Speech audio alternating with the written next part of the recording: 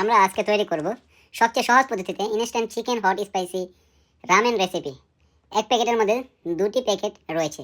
প্যাকেটের গায়ের মূল্য দেওয়া আছে 170 টাকা, সাথে প্রস্তুত প্রণালীও লেখা আছে। আমরা এখন প্যাকেটটি কেটে নেব। প্যাকেটের ভিতরে আমরা 2টি সস পেয়েছি। চলুন প্রস্তুত প্রণালীতে যাই। এখন আমরা একটা ফ্রাই প্যানে 2 টেবিল চামচ সাধারণ রান্নার সয়াবিন তেল দিয়ে দিব। তেলটি গরম হয়ে আসলে 3-4 টুকরা রসুন কুচি দিয়ে কিছুটা ভেজে নিব। রসুন কুচি কিছুক্ষণ নাড়ার পর এটা লাল হয়ে আসবে। লাল হয়ে আসার পর 2টো পেঁয়াজ ভালো করে কুচি করে এর মধ্যে দিয়ে দিব। রসুন আর পেঁয়াজ একসাথে কিছুক্ষণ ভেজে নিতে হবে। আমরা এই রামেনের প্যাকেটটি বাণিজ্য মেলা থেকে নিয়ে এসেছি। প্যাকেটের গায়ে 170 টাকা হলেও আমরা 4টি প্যাকেট এনেছি 430 টাকা দিয়ে। পেঁয়াজ একসাথে কিছুক্ষণ ভেজে নিয়ে একটি মাঝারি সাইজের টমেটো কিউব করে দিয়ে দিব। টমেটো কিছুক্ষণ ভেজে আমরা এর মধ্যে পানি দিয়ে দেব। একটি প্যাকেটের জন্য 250 গ্রাম পানির প্রয়োজন। আমরা 2টি প্যাকেট নিয়েছি, তাই হাফ কেজি পানি দিয়ে দেব। তারপর ঢাকনা দিয়ে ঢেকে পানি ফুটে আসা পর্যন্ত অপেক্ষা করব। পানি ফুটে ওঠার পর 2টি মরিচ দিয়ে দেব। এরপর রামেনের 2টা প্যাকেট ঢেলে দেব।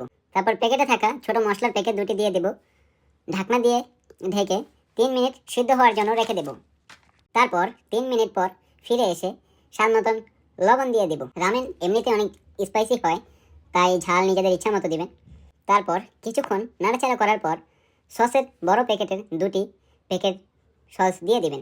সসের 2টি প্যাকেট ভালো করে দেওয়ার পর একটু ভালোভাবে নাড়াচাড়া করতে হবে, এবং নাড়াচাড়া করতে করতে আপনি দেখতে পাবেন যে আপনার নুডলসটা সিদ্ধ হয়ে গেছে এবং টমেটোর কিউবগুলো সিদ্ধ হয়ে গেছে। অবশেষে মশলার মিশ্রণ এবং নুডলসটা সিদ্ধ হওয়ার আগ পর্যন্ত একটু অপেক্ষা করে নাড়াচাড়া করে আপনারা ঢাকনা দিয়ে ঢেকে দেবেন। ঢাকনা দিয়ে ঢেকে 2 মিনিট অপেক্ষা করব। দেখেই বুঝে যাবেন রামেন তৈরি হয়ে গেছে। দেখুন কত সহজেই 5 মিনিটেই রামেন তৈরি হয়ে গেল। ডেকোরেশন ব্যক্তিগত যে যেভাবে পারেন ইচ্ছা মতোভাবে দিয়ে রামেন বাসায় তৈরি করে খাবেন। জাপানের খুব প্রসিদ্ধ ট্রেডিশনাল ফুড, এবং আপনারা খাবারের স্বাদ বাড়াতে আপনাদের মন মতো কিছু গাজরের কিউব, ধনেপাতা, পেঁয়াজের পাতা এবং ডিম দিয়ে গরম গরম পরিবেশন করে খাবেন, এবং আমাদেরকে কমেন্টস করে জানাবেন কেমন হয়েছে। ভালো থাকবেন। পরের বার কী রান্না করে আপনাদেরকে উপহার দেব তা কমেন্টস করে জানাবেন। ভালো লাগলে লাইক, কমেন্টস এবং শেয়ার করতে ভুলবেন না। অবশ্যই ফলো করবেন।